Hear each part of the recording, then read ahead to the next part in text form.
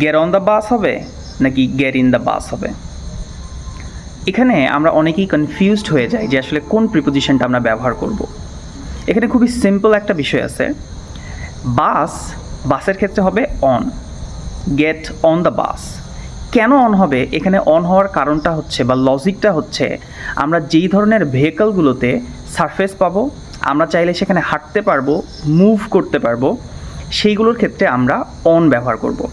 যেমন get on the bus, get on the train, get on the plane, এগুলোর ক্ষেত্রে আমরা অন ব্যবহার করব। বাট যদি এরকম হয় যেমন কার, একটা কারের মধ্যে যখন আমরা উঠি তখন কিন্তু আমরা হেঁটে বেড়াতে পারি না, আমরা মুভ করতে পারি না, জাস্ট চেয়ার থাকে, সেই চেয়ারে গিয়ে আমরা বসি, একটা স্পেস আমরা নেই।